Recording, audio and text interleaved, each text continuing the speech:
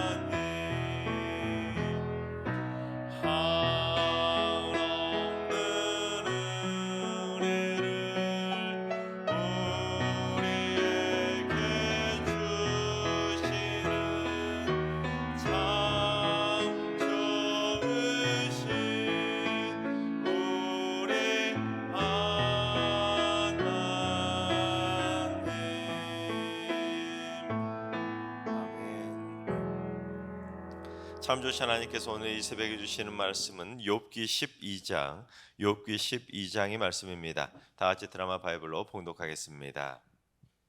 제 12장. 욥이 대답하여 이르되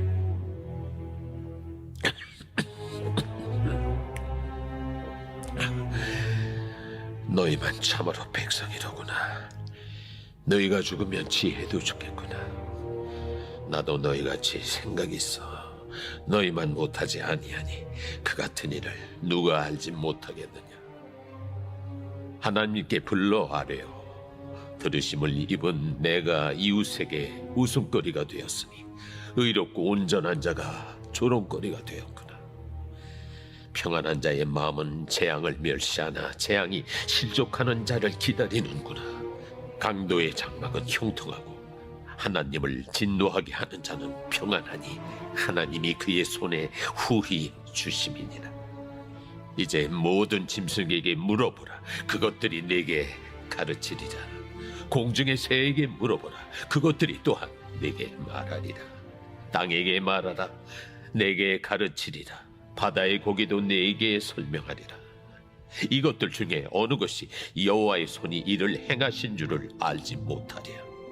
모든 생물의 생명과 모든 사람의 육신의 목숨이 다 그의 손에 있느니라.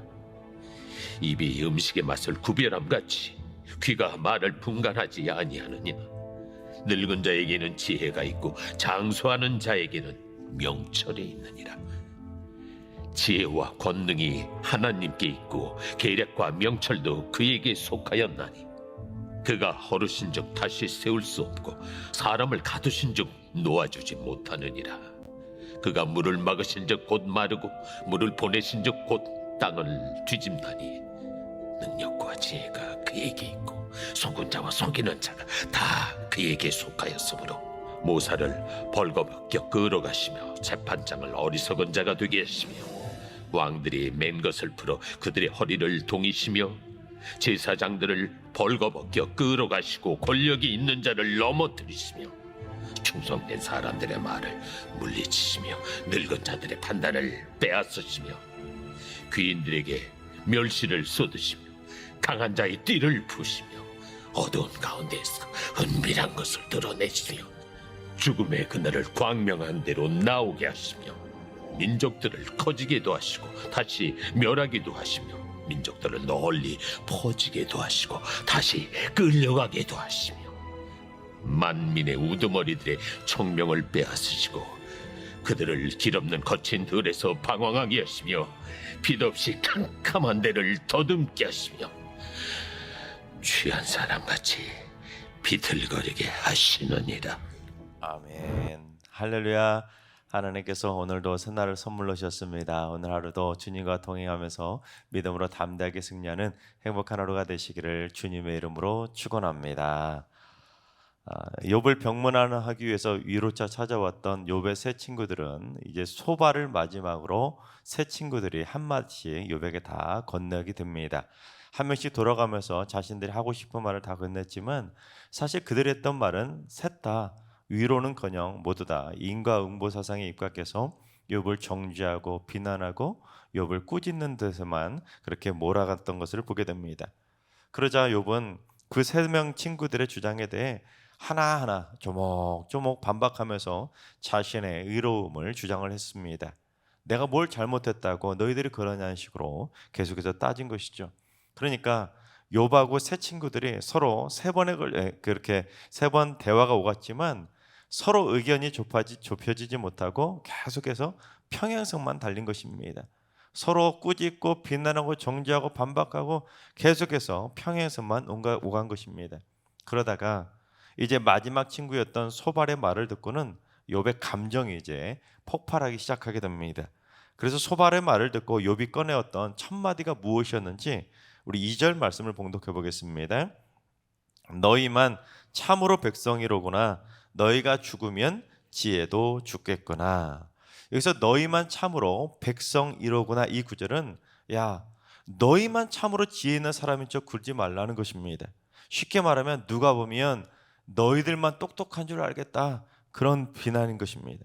그리고 너희가 죽으면 지혜도 죽겠구나, 이 말은 너희가 지금 스스로를 마치 모든 것들을 다 통달한 지혜자인 것처럼 굴지만, 그렇다면 야, 너희들 죽으면 지혜도 죽겠다, 이런 식의 그런 뉘앙스의 비아냥식의 그 말이는 것입니다. 그래서 이 말의 의미는 잘난 척하지 말라는 것이죠. 그처럼 잘난 척 좀 그만하라고 화를 냈던 욥이 이제 3절에 가서는 뭐라고 하는지 우리 3절을 봉독해 보겠습니다. 나도 너희같이 생각이 있어 너희만 못하지 아니하니 그 같은 일을 누가 알지 못하겠느냐. 이 말은 지금 야, 너희만 똑똑한 줄 알아? 나도 다 생각이 있어.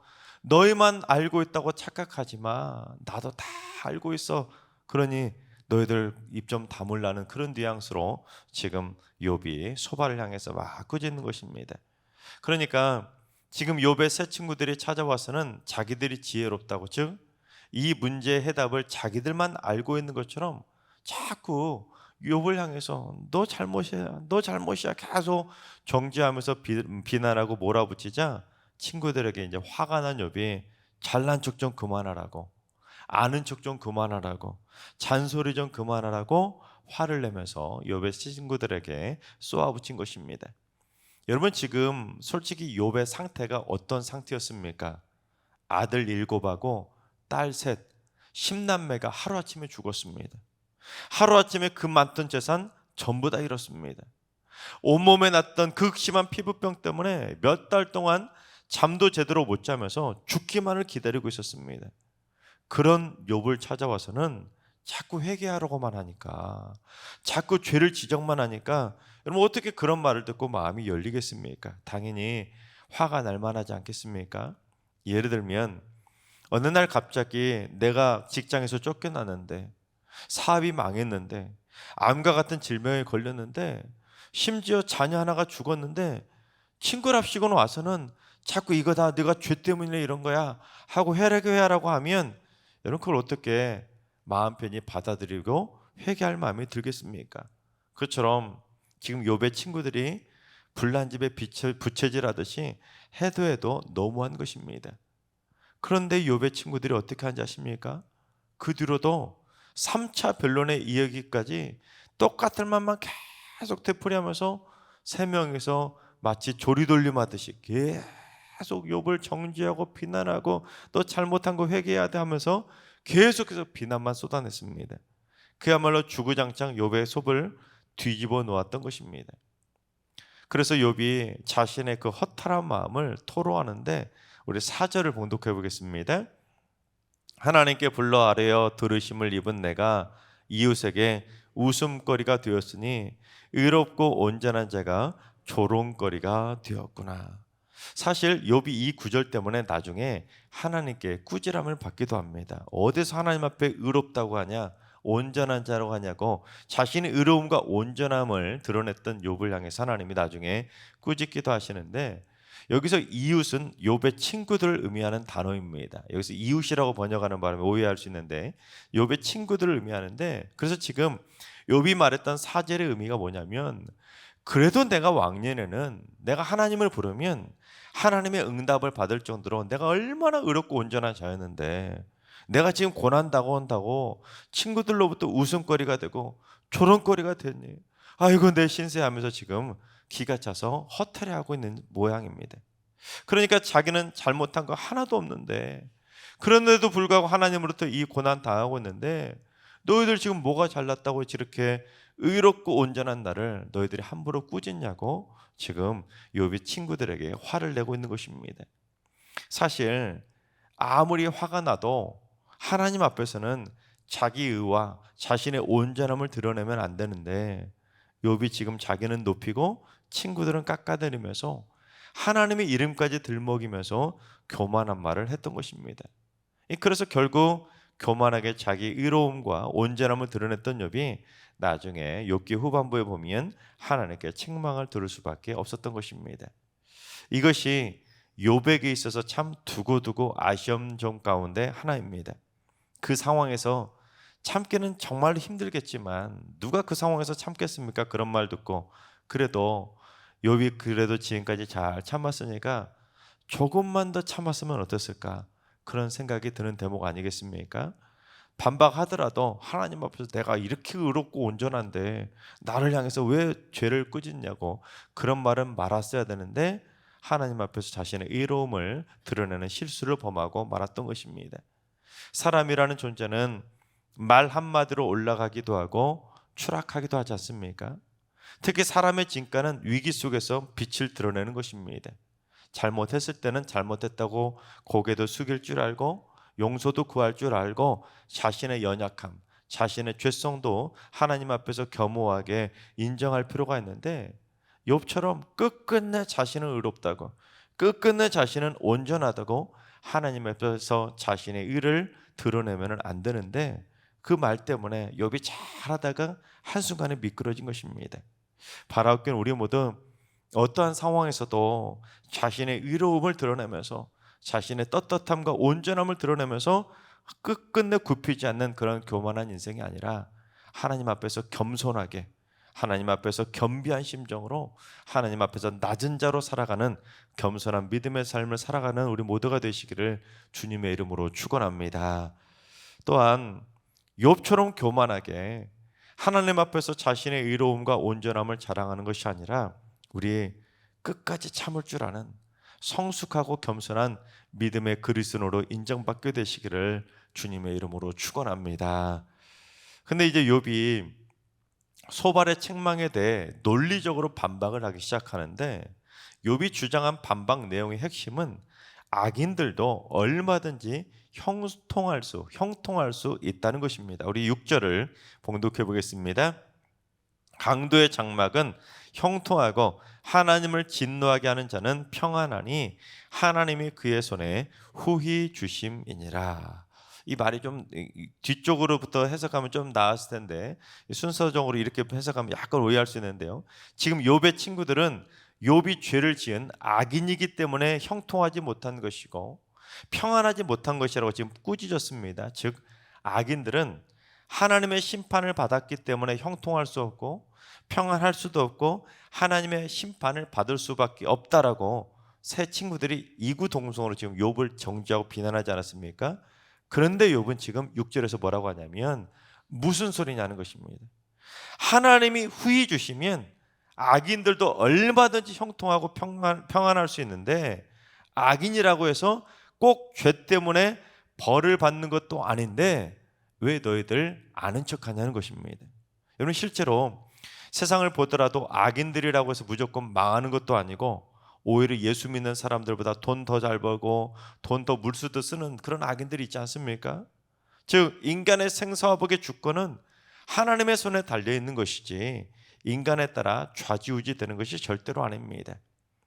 의인이 형통할 수도 있고 악인이 형통할 수도 있고 의인이 평안하지 않을 수도 있고 악인이 평안하지 않을 수도 있는 것입니다.